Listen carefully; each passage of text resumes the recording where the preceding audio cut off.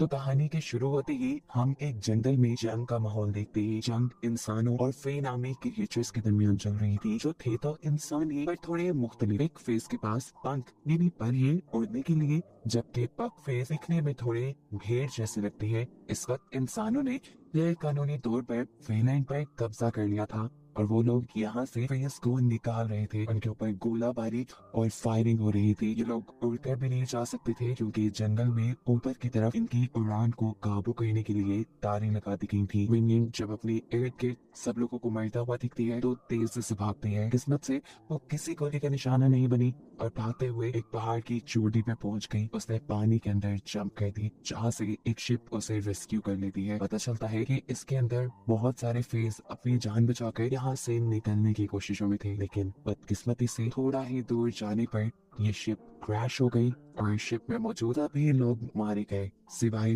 विनियंट के। पानी के साथ बहकर विनियंट बर्ज सिटी के अंदर हो जाती है और उसे यहाँ पर बंदी बना लिया जाता है। जो शिप तबाह हुई थी वो एस्ट्रा नामी एक अमीर आदमी की थी, जिसने बस अभी अभी उस शिप के ऊपर बहुत सारा पैसा इन्वेस्ट किया था, लेकिन अफसोस कि उसका सारा पैसा डूब गया और इसके बदले में उसे मिली सिर्फ विनियंट, जिसका वो क्या भी करता वो उसे अपने घर पर अपनी बहन इमेजेंट के सर्वेंट के तौर पर रख लेता है। इसी टाइम इमेजेंट अपने भाई एस्ट्रा को बताती है कि हमारे सामने वाला घर भी बिक चुका है। सुना है किसी ने बहुत बड़ी बोली लगाकर उसे खरीदा है और आज वो शिफ्ट भी हो जाएगा। एस्ट्रा को इस चीज में खास इंटरेस्ट नहीं था, लेकिन इमेजेंट को था क्योंकि वो अभी तक सिंगल थी और इस आस में थी कि शायद उसके घर के बाहर कोई हसीन शहजादा रहने आएगा। आज इमेजेंट विनियट को मार्केट भेजती है किसी काम से, तो वो काम के बहाने कार्निवल ग्रो भी चली जाती है जहाँ प्रोस्टिट्यूट्स काम किया करती थी, जिनमें से एक विनियट की दोस्त भी थी। उसके दोस्त उससे मिलकर बहुत ज्यादा खुश थी और जब उसके दोस्त ने देखा कि विनियट ने वीडियो वाले बाल रखे हुए हैं तो वो उसे एक कड़वा सच ये बताती है कि फाइलो अभी जिंदा है और इस टाइम पुलिस में इंस्पेक्टर है। सीन के ठोकर फाइलो की तरफ चले जाओ, जो इस टाइम फेस पर हमला करने वाले लोगों के बारे में इन्वेस्टिगेशन कर रहा था। वो इस टाइम एक पग के पास आता है जिसके बारे में उसे पता चला था कि आज किसी ने उसके ऊपर हमला कर दिया। हमला करने वाले का वो हुलिया बताती है कि उसके बाल नहीं थे और हाथ पे एक स्नेक का टैटू था। इस औरत की बताई निशानियों से उसे बड़े ही आसानी से पहचान गया कि वो लड़का कौन हो सकता था। वो बार में जाके उस लड़के को पकड़ने की कोशिश करता है, लेकिन वो लड़का फाइलो के हाथ से निकल कर भाग जाता है। फाइलो किसी भी हाल में उसे पकड़ना चाहता था, इसीलिए भागते हुए ये दोनों ही पोर्ट पर आ गए और यहाँ आकर उस लड़की ने फाइलो से कहा कि फे के ऊपर हमले के पीछे मैं नहीं हूँ और जो हकीकत है वो दिखला देने वाली है। तुम बस डार्क कोर्ट से बच के रहना जो आने ही वाला है। इससे पहले कि अब फाइलो से अरेस्ट कर लेता, वो यहाँ से पानी में कूद कर अपनी जान दे देता है। अब सीन कट होता है और हमें एशली नामी एक फीमेल सिंगर को दिखाया जाता है जो रात में अपने घर की तरफ ही बढ़ रही थी कि अचानक टनल से निकली हुई एक डार्क क्रिएचर ने उसके ऊपर हमला कर दिया और उसे टनल के अंदर ले जाकर मार डाला। क्योंकि एशलिन भी एक यानी उड़ने वाली फे थी जिसने अपनी जान बचाने के लिए उड़ने की कोशिश भी की थी, लेकिन वो नाकाम रही। अब यहाँ विंगनेट जिसे पता चल गया था कि फाइलो मरा नहीं है, वो फाइलो के झूठ से बहुत ज्यादा गुस्सा थी। वो अपने वीडियो वाले बाल भी काट देती है और बदला लेने के लिए उड़ती हुई फाइलो के पास पहुंचती है। वो उसे मार ही देना चाहती थी लेकिन रुक गई। वो अभी भी फाइलो से प्यार करती थी, इसलिए वो मार नहीं पाई। वो फाइलो को बताती है कि उसके मर जाने के ऊपर ने उसे ये तोड़ दिया था, लेकिन जब मुझे ये हकीकत पता चली कि तुमने मुझसे झूठ बोला तो मुझे तुम्हारे मरने से भी ज्यादा दुख हुआ। इससे पहले कि फाइलो कुछ भी बोल पाता, वो वहाँ से उठकर चली जाती है और उसे बोलने का एक मौका नहीं देती। सुबह होने पर हमें असेंबली का एक सीन दिखाया जाता है। असेंबली का माहौल काफी गर्म लग रहा था। असल में ऑपोजिशन के लोग वेस के शहर में रहने के खिलाफ थे, जबकि काउंसलर उनके हक की बात करता था, क्योंकि ये जगह जहाँ इस टाइम इंसान रह रहे थे ये फेस का ही तो शहर था। बेशक इंसानों और फेस के दरमियान में होने वाली जंग में वे हार गए थे, लेकिन फिर भी जितने यहाँ फेस थे उनके भी तो कुछ हक हैं, कुछ राइट्स हैं जिनका काउंसलर ख्याल रखना चाहती है। खैर इसी दौरान हम काउंसलर के बेटे जोना से मिलते हैं। अभी तो इसको पॉलिटिक्स में कोई इंटरेस्ट नहीं, शराब और जुए की लतों से है ही, और आए दिन वो कार्निवल रो के अंदर पाया जाता है जहाँ प्रोस्टिट्यूट्स काम करती हैं। उसके डैड ने उसे वहां जाने से हजार मर्तबा मना किया हुआ था, लेकिन वो किसी की नहीं सुनता था। और ऐसे ही एक दिन जब वो कार्निवल रुक गया तो आधी रात में उसे किसी ने किडनैप कर लिया। ये बात जैसे ही कॉन्सलर और उसकी वाइफ को पता चलती है, वो तड़प जाते हैं। कॉन्सलर अपनी वाइफ को यहाँ पर दिलासा देता है और कहता है तुम रिलैक्स रहो, देखो जिसने भी उसे किडनैप किया है अभी वो अपनी डिमांड्स के लिए हमें कॉल करेगा, हम उसकी डिमांड पूरी करेंगे और जोना सही सलामत हमारे पास आ जाएगा। वो यहाँ जोना के बॉडीगार्ड को भी जॉब से निकाल देते हैं क्योंकि वो जोना की हिफाजत नहीं कर पाया था। काफी दिन गुजर जाते हैं, जोना का कुछ पता नहीं चलता और ना ही कोई जोना के लिए कोई डिमांड करता है। तब कॉन्सलर की वाइफ उसे एक मशवरा देती है क्यों ना हम ब्लैक विच को बुला के उसके जादू से अपने बेटे का पता चलवाएं। कॉन्सलर को इन सारी चीजों पे यकीन तो नहीं था लेकिन अपनी वाइफ के लिए वो मान जाता है और फिर ब्लैक विच उनकी खैर आती है और उनके पेट वुल्फ की सेक्रीफाइस देने के बाद वो कॉन्सलर की फैमिली को बताती है कि जोना को किसी ऐसे इंसान ने किडनैप किया हुआ है जो चांसलर को बहुत अच्छे से जानता है, ना सिर्फ कि बल्कि वो चांसलर को गिराना भी चाहता है, कमजोर दिखना चाहता है। ये सुनकर चांसलर समझ गए कि इस सब के पीछे उनके ओपोनेंट लीडर लॉन्चर भी ही है। लेकिन असल हकीकत हमें अगले सीन में पता चलती है कि असल में जोना को लॉन्चर भी नहीं बल्कि उसकी अपनी मॉम ने किडनैप किया था और ब्लैक विच से एक प्लान के तहत कॉन्सलर के सामने झूठ बुलवाया। इस सब के पीछे उनके दिमाग में क्या चल रहा है ये आगे ही पता चल पाएगा। सीन कट होता है और अब हम इमेजिन और एस्ट्रा को देखते हैं। ये दोनों अपने नेबर से मिलने वाले थे जो अभी इनके सामने वाले शानदार घर में शिफ्ट हुआ था। घर जाने पर पता चलता है कि उनका नेबर कोई इंसान नहीं बल्कि एक फे था, एक पगेर जैसा दिखने वाला फे। जो बात जानकर ये दोनों ही बहुत ज्यादा डिस्टर्ब हो जाते हैं। ये लोग फेस को अपने से बहुत कम तर समझा करते थे और अब एक फे उनकी कम्युनिटी में उनकी बराबरी पे रह रहा था, ये उनसे बर्दाश्त नहीं होता। इसलिए ये दोनों अपने लॉयर को बुला लेते हैं कि किसी तरह ये लोग अपने सामने वाले घर से उस पग को बाहर निकलवा सके। लेकिन ऐसा कोई कानून अभी तक नहीं बनाया गया था जिसके तहत किसी पग को उसके घर से बाहर निकाला जा सके। हालांकि उस पग ने सबसे बड़ी बोली देकर वो घर खरीदा था। पता चलता है कि उस पग का नाम ग्रेस है जो इमर्जन के पार्क में बारिश के वक्त मदद भी करता है उसे अम्ब्रेला देकर। लेकिन यहाँ हम फील करते हैं कि इमर्जन उसके साथ खड़े होने पे कंफर्टेबल फील नहीं कर रही। अब इमर्जन घर जाती है तो उसे अपने भाई से पता चलता है कि उनकी फाइनेंशियल कंडीशंस बहुत ज्यादा खराब हो रही हैं। उस शिप के डूबने की वजह से इन्हें बहुत बड़ा नुकसान हो गया जिसकी भरपाई करने के लिए एज़रा को अपना घर गिरवी रखना पड़ रहा है। इस घर में क्योंकि इमर्जन का पैसा था तो वो इस चीज को लेकर कंफर्टेबल नहीं थी कि उसका घर बैंक में गिरवी रखा जाए। वो इस प्रॉब्लम का सोल्यूशन निकालने के लिए कुछ सोचते हुए अपने घर के सामने रहने वाले पग को ही अपने घर पे चाय की दावत देती है क्योंकि उसे उम्मीद थी कि ग्रेस उसकी हेल्प जरूर करेगा जब वो देखेगा कि इमर्जन ने खुद उसे अपने घर बुलाया है। अब गलती इमर्जन ने की कि उसे घर के पिछले दरवाजे से बुलाया और बहाना किया कि घर का पहला दरवाजा रिपेयर हो रहा है। हालांकि ऐसा कुछ नहीं था और ये बात ग्रेस समझ गया था। उसे कहता है मैं जानता हूँ तुमने मुझे पिछले दरवाजे से इसलिए बुलाया ताकि आसपास के लोग ये ना देख ले कि मैं तुम्हारे घर आया हूँ। इसे गुस्से में वो उठ के चला जाता है और इमर्जन की बात नहीं सुनता। अब रात में इमर्जन का भाई यानी एज़रा नशे की हालत में विनियड के साथ ज्यादती करने की कोशिश करता है लेकिन विनियड यहाँ से मारकर भाग जाती है। विनियड के भाग जाने का जब सवाल इमर्जन एज़रा से करती है तो वो उसे कहता है कुछ चुरा कर भाग गई होगी। इस चीज के गुस्से में इमर्जन उसकी कंप्लेन करने के लिए पुलिस स्टेशन पहुंच जाती है जहाँ पर था फाइलो। पुलिस इंस्पेक्टर विनियड के बारे में गलत बात उससे बर्दाश्त नहीं हुई और उसने फैसला किया कि वो विनियड को आजाद करवाएगा। इसलिए पहुंच गया वो एज़रा के पास उसका कॉन्ट्रैक्ट लेने और फिर उसे डरा धमका कर आखिर उसने विनियड को एज़रा की कैद से और एज़रा की गुलामी से आजाद करवा दिया। ये सब करने के बाद अब वो क्राइम सीन पे पहुंचता है। क्राइम सीन पे आकर उसे मिली एश्लिन की लाश जिसे बहुत ही ज्यादा बुरे तरीके से मारा गया था। उसको मारने के बाद उसका पेट फाड़ के उसकी आंतों को जगह जगह फैला दिया था। ऐसा बुरा मर्डर उसने अपनी जिंदगी में पहली मर्तबा देखा था। हैरानी की बात थी इतने अजीब मर्डर के पीछे कौन हो सकता था।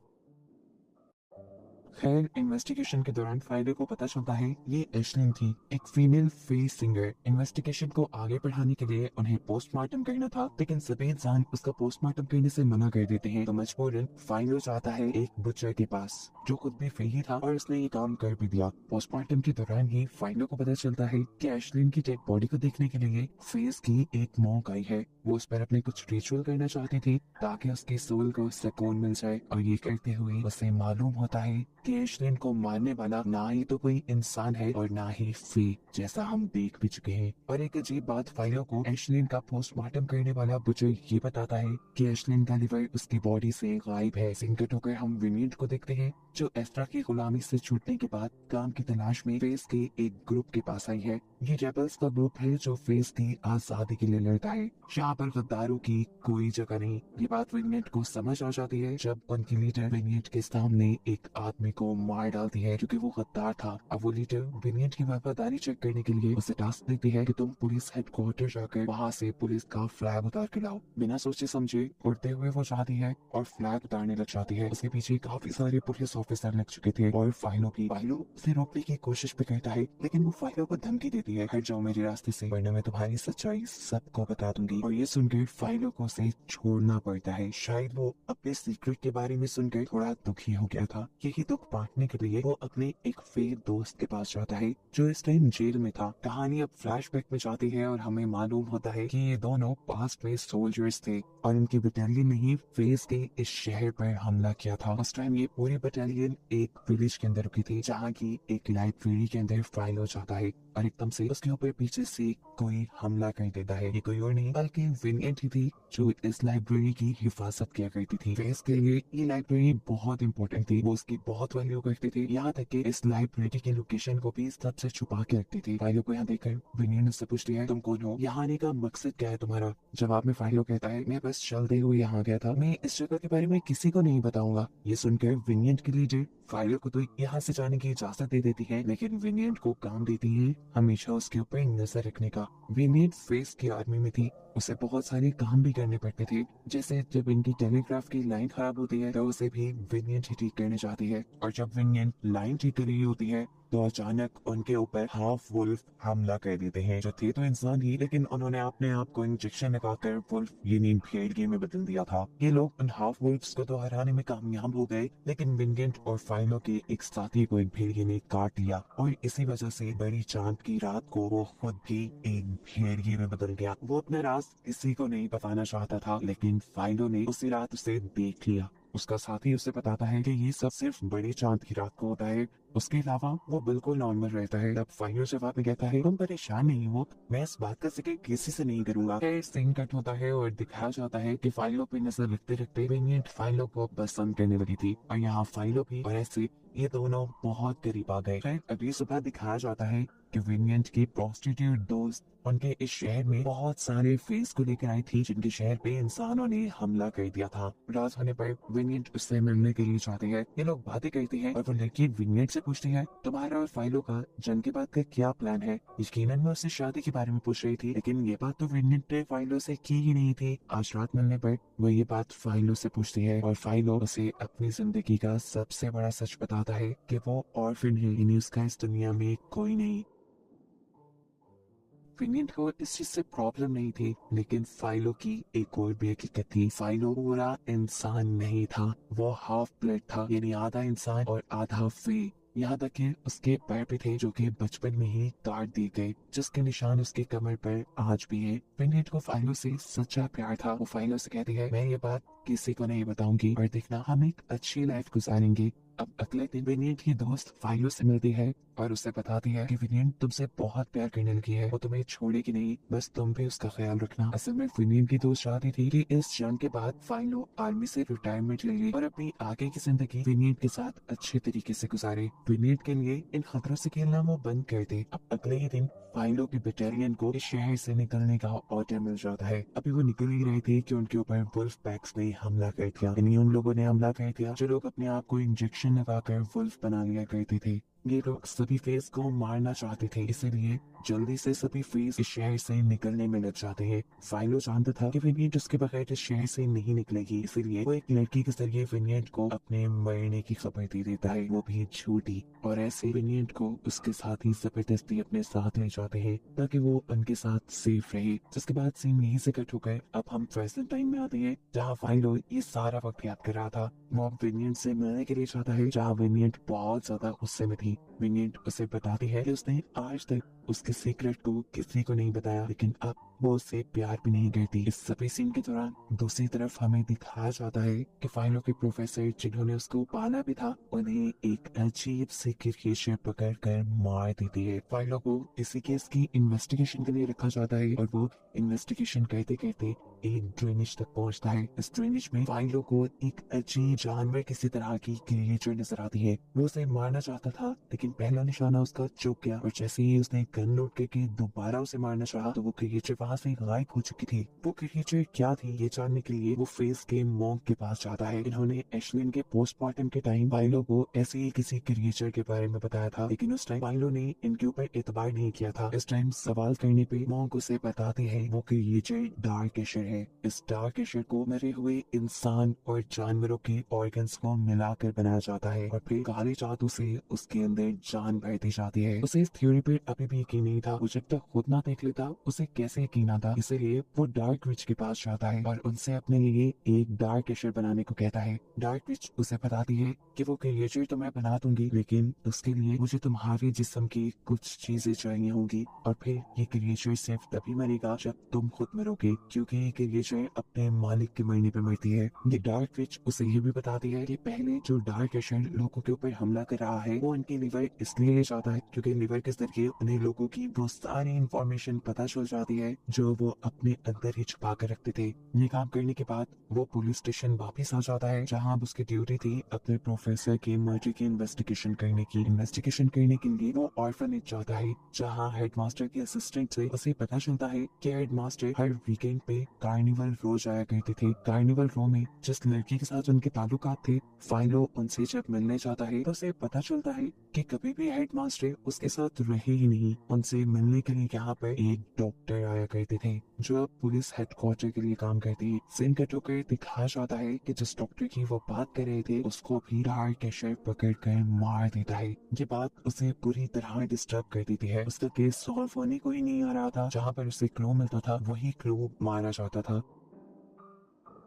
खैर, अब वो डॉक्टर की क्लिनिक के ऊपर इन्वेस्टिगेशन करता है तो उसे पता चलता है कि डॉक्टर अपने इलाज से ज्यादा अपने दूसरे कामों के लिए मशहूर थे, जैसे कि इलीगली अबॉर्शन करवाना, लोगों के जेंडर चेंज करना और फेस के पर या सीन काट कर उन्हें इंसानों जैसा दिखाना। और ये सारी बातें जानने के बाद वो समझ जाता है कि बचपन में वो डॉक्टर ही थे जिन्होंने उसके फेस वाले पर काट दिए। और अब यही से मिलने वाले कुछ सबूतों से उसे ये पता चलता है कि एशलिन जो कि फेस सिंगर थी और सबसे पहले डार्क एशर ने जिसको मारा था वही फाइलो की मॉम थी। और ये बात जानकर उसे शदीद झटका लगा। एक और डरा देने वाली बात उसे ये भी रियलाइज हुई कि जितने भी लोगों को वो डार्क एशर मार रहा था उन सब का कहीं ना कहीं फाइलों से कोई गहरा ताल्लुक था। जैसे कि एशलिन उसकी मॉम थी, हेडमास्टर ने उसको एक बाप की तरह बचपन से पाला था और डॉक्टर वो प्रोफेसर और एशलिन दोनों का ही दोस्त था और फाइलों के बारे में भी सारी राज जानता था। इसके बाद अब फाइलो एशलिन के यानी अपने मॉम के एक पुराने दोस्त से मिलता है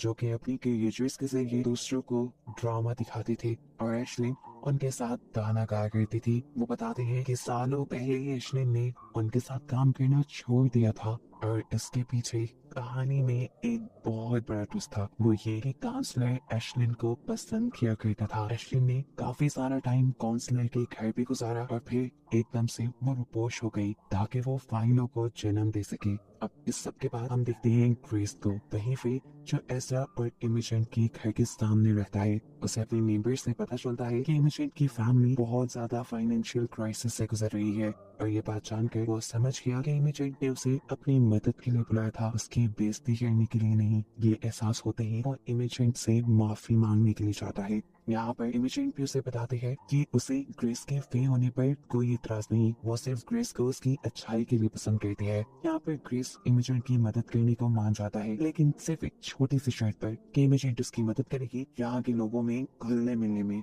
इमेजन मान जाती है और अगले ही दिन अपने घर एक टी पार्टी अरेंज करती है जिसमें उसने अपने सारे ही नेबरहुड को बुलाया था जो सभी लोग काफी अमीर थे। इसी पार्टी में उसने ग्रेस को एज चीफ गेस्ट बुलाया हुआ था। हालांकि एज़रा यानी उसका भाई इमेजन के इस फैसले से बिल्कुल खुश नहीं था। तब इमेजन उसे कहती है, देखो इस घर में मेरा भी हिस्सा है और मैं इस चीज से बिल्कुल कंफर्टेबल नहीं हूँ कि तुम मेरी प्रॉपर्टी बैंक में लीज कर दो। ग्रेस हमारी मदद कर रहा है और हमें उसकी मदद की भी जरूरत है। अगले दिन पार्टी के अंदर हम देखते हैं कि सभी लोग आए हुए थे और इमेजेंट सभी लोगों को ग्रेस से इंट्रोड्यूस करवाती है। बातें चलती रहती हैं और बातों ही बातों में यहाँ पर मौजूद इंसान यानी इमेजेंट के लोग क्रिस का मजाक उड़ाना शुरू कर देते हैं। ऐसे क्रिस को गुस्सा आ जाता है और वो पार्टी छोड़कर जाने ही वाला था, लेकिन तभी एस्ट्रा ने एंट्री कर ली। अपने सारे गरूर, अपनी सारी शर्तों को साइड पे रखते हुए उसने जाकर खुद क्रिस से हाथ मिलाया और उसे फील करवाया कि वो और इंसान बिल्कुल इक्वल है, ताकि वो नाराज ना हो और उनकी डील भी खराब ना हो। और ऐसे बाकी सारे लोग भी क्रिस की इज्जत करने पर मजबूर हो गए। क्रिस ये देखकर काफी सेटिस्फाई था कि एज़रा और इमेजेंट ने अपनी बात को पूरा किया, इसलिए वो उनकी मदद करने के लिए एक चेक उन्हें दे देता है। अब इमेजेंट को भी क्रिस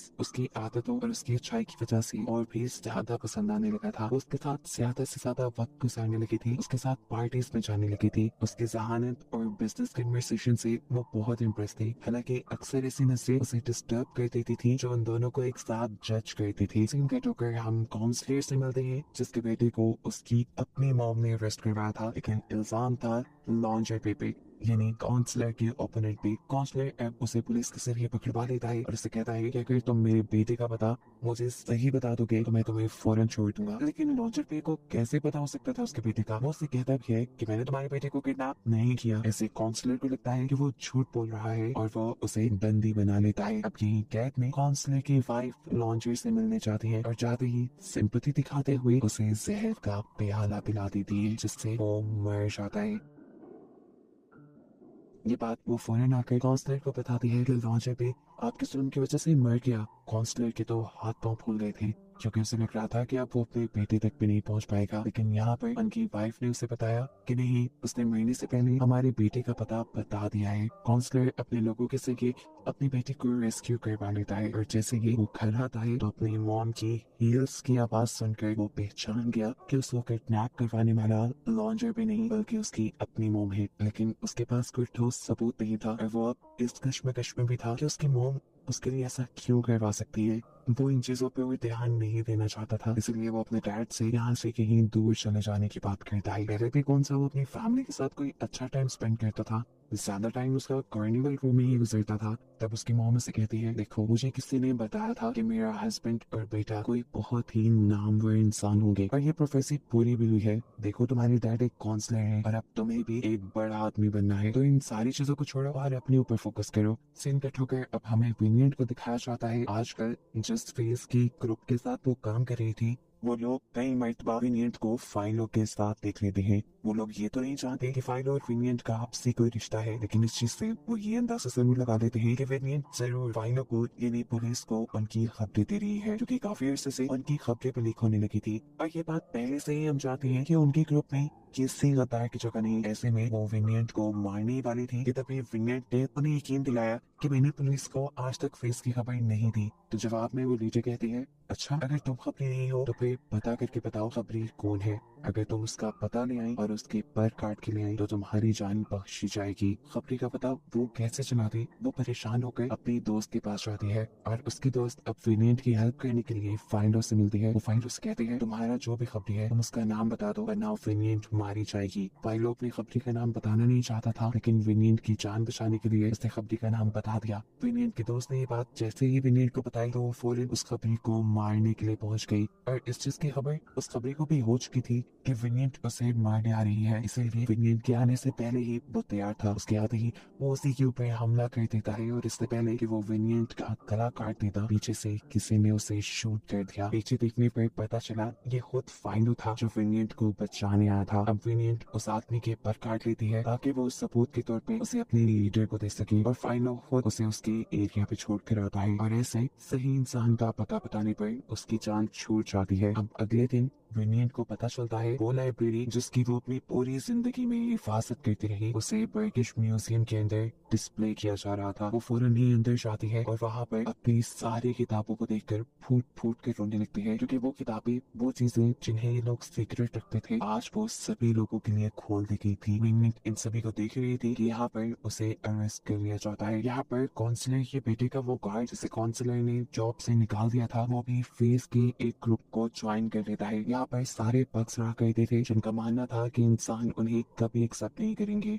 और इस चीज का सबूत वो उसी टाइम देख भी लेते हैं जब एक इंसान बुरी तरह एक पग को पीटने लग जाता है, और फिर रात होने पर ये पूरा पग का ग्रुप उस इंसान को पकड़ के लाते हैं और बुरी तरह एक रिचुअल करते हुए मार डालते हैं। सीन के टोकर अगले सीन में हमें दिखाया जाता है कि काउंसलर का बेटा अब अपने फ्यूचर के लिए काफी सिंसियर हो चुका था। उसने गलत काम भी छोड़ दिए थे और अब वो पढ़ना चाहता था और उसके लिए टीचर्स ढूंढे जा रहे थे। अब एशलिन का दोस्त जिसके क्रिएचर्स को पुलिस ने पकड़ लिया था क्योंकि उसके पास इन क्रिएचर्स को रखने का लाइसेंस नहीं था, आजकल वो बेकार हुआ हुआ था, उसके पास कोई जॉब नहीं थी। तब उसका दोस्त उसे जोना का टीचर बनने का मशवरा देता है और यहाँ जोना भी उसे एक्सेप्ट कर लेता है क्योंकि वो बाकी लोगों से काफी डिफरेंट था। यहाँ पर एस्ट्रा अपनी बहन इमेजिन को जब ज्यादा ही ग्रेस में यानी एक पग पे इन्वॉल्व होते दिखता है तो वो उसे ना मिलने को और एहतियात करने को कहता है क्योंकि आखिर इंसानों में और फेस में कुछ न कुछ फर्क तो था ही, लेकिन इमेजिन अब उसे पसंद करने लगी थी और ग्रेस भी, इसलिए ये दुनिया के बारे में नहीं सोचते और एक दूसरे के करीब आ जाते हैं। अब यहाँ असेंबली के अंदर एक नए कैरेक्टर को इंट्रोड्यूस करवाया जाता है जो कि है सोफी, लॉन्जरबे की बेटी। लॉन्जरबे तो मर गया है, इसलिए लॉन्जरबे की सभी रिस्पॉन्सिबिलिटीज सोफी ने संभाल ली है और अपने फादर की तरह वो भी फेस के खिलाफ है और असेंबली में काउंसलर के ऑपोजिशन में है।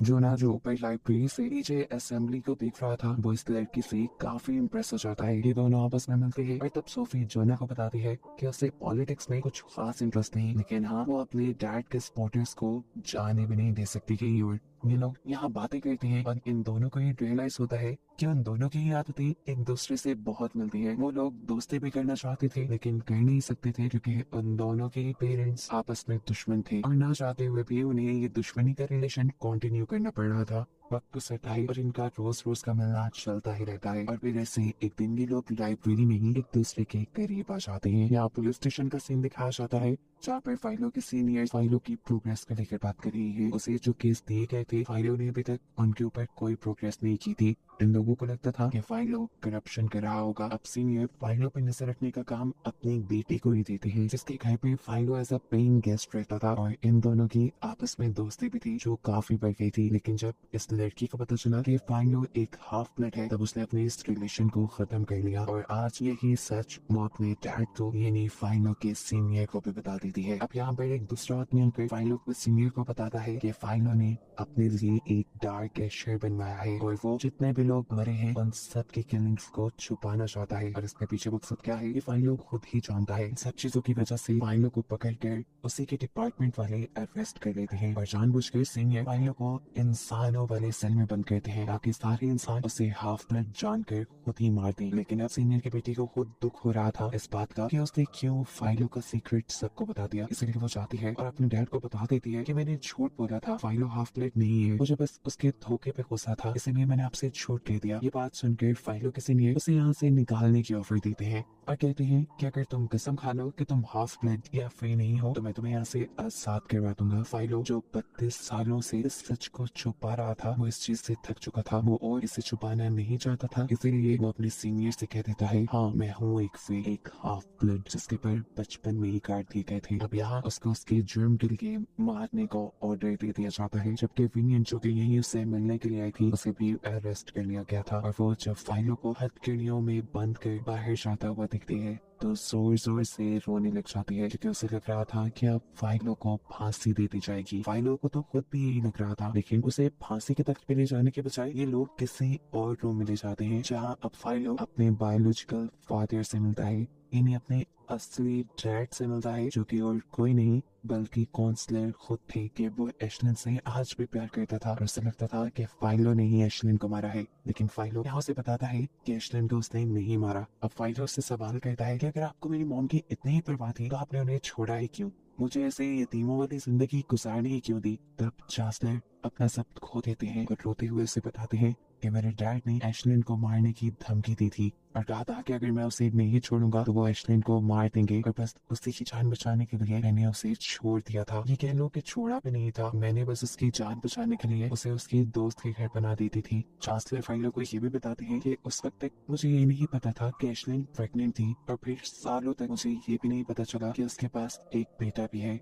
यानी तुम भी पैदा हुए। ये सब चीजें जानने के बाद चांसलर अब फाइलों को भी छोड़ देते हैं और उससे वादा करते हैं कि वो विनियट को भी छोड़ देंगे। वो विनियट की रिलीजिंग पेपर पे साइन कर ही रहे थे कि अचानक यहाँ पर उन्हीं का वो गार्ड आ गया जिसको उन्होंने जॉब से निकाल दिया था और वो जाकर बक के ग्रुप से मिल गया था। उसे ब्रेन वॉश करके ये सिखाया गया था कि तुम जितने ज्यादा इंसानों को मारोगे तुम्हारी जिंदगी उतनी आसान हो जाएगी। और वो यहाँ अपनी जिंदगी में जल्दी आसानियां लाने के लिए सबसे पावरफुल इंसान यानी चांसलर को ही मार देता है। दूसरी तरफ चांसलर की वाइफ और उसका बेटा आपस में लड़ रहे थे क्योंकि जोना यानी चांसलर का बेटा सोफी से लॉन्ड्री की बेटी से शादी करना चाहता था और इसके लिए उसकी मॉम नहीं मान रही थी। जब वो अपनी मॉम को फोर्स करता है तो आखिर उसकी मॉम को सच बताना ही पड़ा कि सोफी उसकी हाफ सिस्टर है। ये बात सुनकर उसे बहुत बड़ा झटका लगा था। ना चाहते हुए भी उसे अब सोफी से ब्रेकअप करना था और जब वो ब्रेकअप करने जाता है तो उसे मालूम होता है कि सोफी को ये सारी सच्चाई पहले से ही मालूम थी। और अगले सीन में जोना को एक और ट्विस्ट अपनी जिंदगी का ये मालूम होता है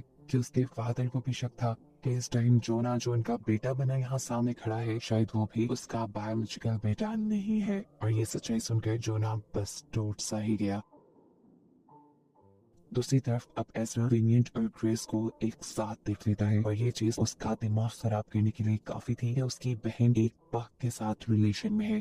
यही देखते हुए वो गुस्से में पक को मारने चाहता है लेकिन यहाँ पर इमेजेंट उसकी जान बचा लेती है। अब एज़रा जब अपनी ही बहन इमेजेंट को टॉर्चर कर रहा होता है तो ग्रेस को गुस्सा आ जाता है और वो उसे धक्का देकर दूर फेंक देता है और ऐसे उसके सर से खून बहने लगा था। ये देखकर इमेजेंट जान गई कि अब पुलिस ग्रेस को छोड़ेंगे नहीं क्योंकि पक से तो वो लोग वैसे ही नफरत करते हैं, इसलिए वो ग्रेस को वहाँ से भाग जाने को कहती है और ये सारे इल्जाम अपने सर लेने का फैसला करती है। सिग्नेचर होकर हम दोबारा चांसलर को देखते हैं जिसके पास अब उसकी वाईफाई है। चांसलर से कहते हैं मैं जानता हूँ इन सारी किलिंग्स के पीछे तुम ही हो और तुमने ही अपने बेटे को किडनैप करवाया था। तुम जिस प्रोफेसी के तहत मेरे बेटे को ढूंढना चाहती हो मैं तुम्हें कभी उस बेटे के बारे में नहीं बताऊंगा। असल में प्रोफेसी के मुताबिक चांसलर का बेटा इस दुनिया पर रूल करने वाला था, इस दुनिया पर हुकूमत करने वाला था और चांसलर की वाइफ उसे अपने बेटे के तौर पे अपनाना चाहती थी। लेकिन चांसलर जब ऐसा करने से मना करता है तो वो चांसलर के मुंह के ऊपर ही तकिया रख के उसका मर्डर कर देती है, उसे मार देती है और फिर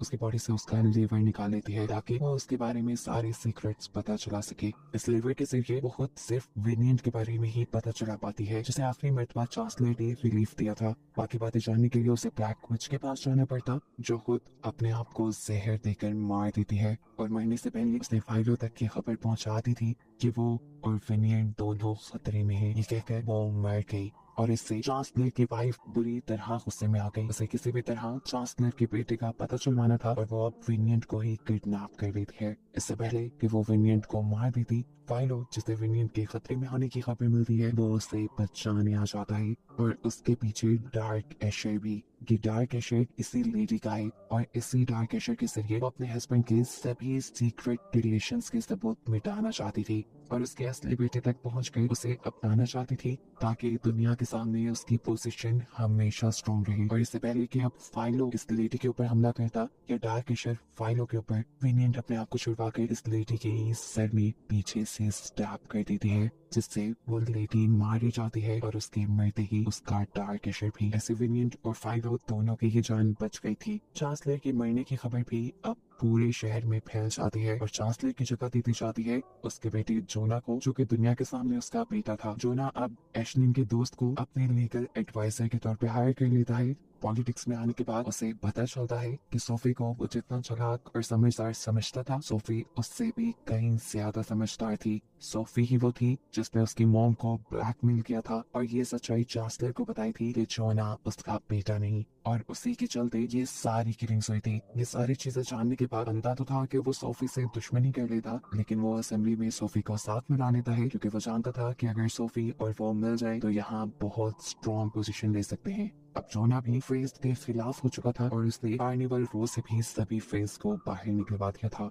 इस शहर से भी वो सभी फेज को निकालना चाहता था और दोबारा इंसानों और फेज के दरमियान में एक अजीब सी जंग छिड़ गई थी। शहर में ऐलान कर दिया गया था कि अगर कोई फे उड़ता हुआ दिखा तो उसे मार दिया जाएगा। सिर्फ यही नहीं, बेफसूल पुलिस फेज को पकड़ पकड़ के भी मार रही थी। ऐसे में अपनी जान बचाने के लिए हम इमेजेंट और ग्रेस को ये शहर छोड़कर जाते हुए दिखते हैं ताकि वो एक नए शहर में अपना एक नया घर बनाकर अपनी जिंदगी की नई शुरुआत कर सके। जबकि एज़रा यानी उसका भाई उसे पीछे से देखता रह जाता है जबकि जबकि यहाँ शहर में अब दिखाया जाता है कि विनियट को भी सारे फेस के साथ पकड़ लिया गया था और जबरदस्ती शहर से बाहर निकाला जा रहा था। और इस टाइम वो रो रही थी क्योंकि उसके साथ आज भी फाइलो नहीं था। एकदम से वो पीछे मुड़ के दिखती है तो फाइलो भी अब अपनी आइडेंटिटी को सबके सामने रिवील करते हुए उसके साथ आ जाता है। ये दोनों यहाँ गले मिलते हैं और बातें करते हैं कि आज के बाद ये कभी अकेले नहीं रहेंगे। फाइलो को भी विनियट और सभी फेस के साथ दिखाते हुए बस ये सीजन यही एंड हो जाता है।